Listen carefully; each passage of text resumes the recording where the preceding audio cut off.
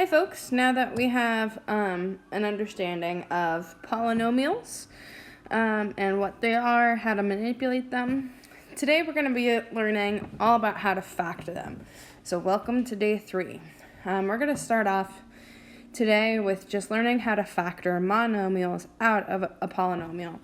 Remember this monomial, mono meaning one, nomial meaning term. So monomial is just a singular term. Now this could be like 10. You can factor out a 10. That's a monomial. You can factor out a 10x. That's also a monomial. Or even something like 10x cubed is still considered a monomial.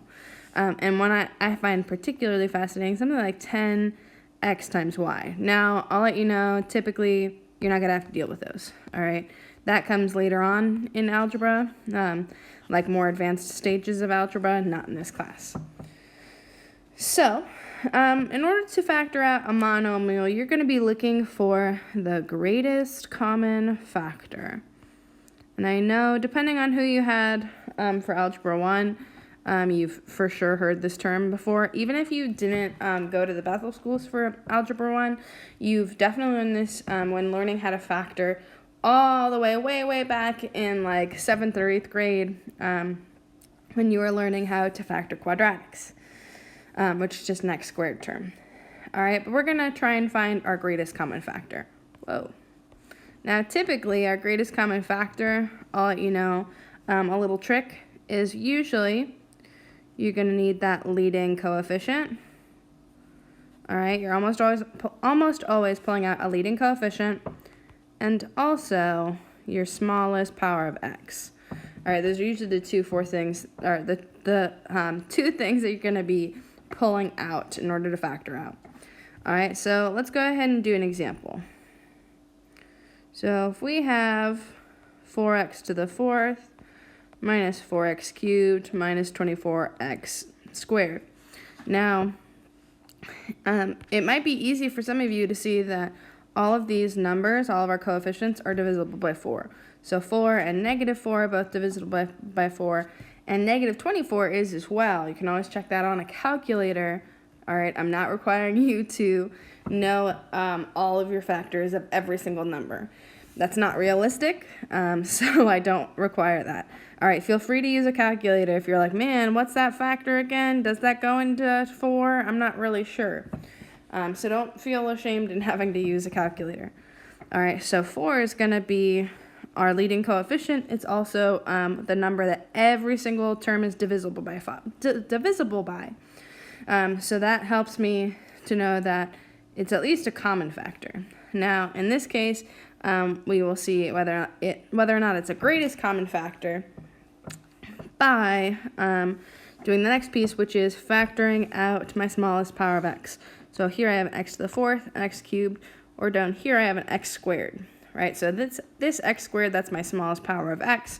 So I'm going to go ahead and drop that down, all right? So now I have these, which I'm going to have sitting outside of my parentheses. And they sit outside because really factoring is just undoing of a multiplication. The only difference is when you're dividing, normally we'd say like dividing is the opposite of multiplication, but with polynomials, division is a little bit more difficult, as you saw with long division and synthetic division, right? Like that's a little bit more difficult, so factoring is actually an easier way. So what we're going to do is we're going to take each of our original terms and divide them by 4x squared. We're dividing them by 4x squared because that's what we originally pulled out. Remember, whenever you're dividing your numbers, your coefficients just divide like normal, but then your exponents subtract, all right? So we have 4 divided by 4 gets me a 1, and then x to the 4th divided by an x squared gets me an x to the 4 minus 2. 4 minus 2 is 2. So I'm left with 1x squared. Then I have negative 4x cubed divided by positive 4x squared. So negative 4 divided by positive 4 gets me a negative 1. Then we have x cubed divided by an x squared, which is x to the 3 minus 2. 3 minus 2 is 1. So I have an x to the 1, or what we normally would just call x. And last but not least, we have negative 24x squared divided by positive 4x squared. Negative 24 divided by positive 4 gets me a negative 6. X squared divided by x squared gets me 1. So now we have factored our polynomial, but it's not perfectly factored yet, right? There's still more work to be done. And I know that there's more work to be done because we have an x squared here, followed by an x and then a constant. So this is in a form of a quadratic. So anytime you're trying to factor a quadratic, you've all done this before, so even though it might look scary and new, you've all done it, it's just been a few years. All right, anytime you're trying to factor a quadratic, you're looking for things that multiply to be your c value, but add up to be your b value. So that means I got 1 and 6 and 2 and 3. Those are my factors of 6. Now, technically, we have negative 1 and positive 6, positive 1 and negative 6, negative 2 and positive 3, positive 2 and negative 3, right? Those are all true. I don't like listing out all of them when I can save space, so I'm just going to list them all out like this and know that I have to alternate. So I know that when I add these, right, if I have negative 1 plus a positive 6, then I would get a positive 5. If I have a positive 1 plus a negative 6, I get a negative 5. Neither of those add up to be negative 1, so it's definitely not the first set. My second set, if I have a negative 2 and a positive 3, negative 2 plus 3 gets me a positive 1, so that's not it. And then I have positive 2 plus a negative 3.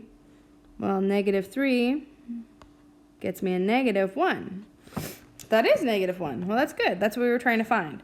So when we write that out, what we're going to do is we say, okay, well, we have 4x squared. That still stays out front. But now, instead of an x squared minus x minus 6, I'm going to have an x. And because my 2 here is positive, I'm going to have an x plus 2. And since I have a negative 3, I know that looks kind of like a smudge, but it is a negative 3. We'll have x minus 3, and now we have a fully factored polynomial. All right? Those are the only notes I'm going to go through today. I do have extra notes that I put into your notes file. I will go over a couple of quick formulas you might need. So some useful formulas. You have the sum of cubes. All right, and the sum of cubes looks like if you have a cubed plus b cubed, that is equal to a plus b times a squared minus ab plus b squared. Now this only works if you have something that's in the form a cubed plus b cubed. We also have the difference of cubes. So we have a cubed minus b cubed, which looks like a minus b times a squared plus ab plus b squared. And last but not least, one that will likely come up on your quiz because it's so common in math is the difference of squares. The difference of squares looks like a squared minus b squared, and that is split up into a plus b times a minus b. Now these formulas work because when you FOIL them back out, or FMOIL them back out, you're going to end up with what you have on the left. All right, so what you have on the left is what you would get from FOILing the right. All right, so that's where these formulas all come from. They are likely going to be useful for you, so I wanted to make sure I included them in your notes page. If you want to see how these actually work, make sure you're reading through my notes where I do an example using the difference of squares. Thanks for watching. Whoa.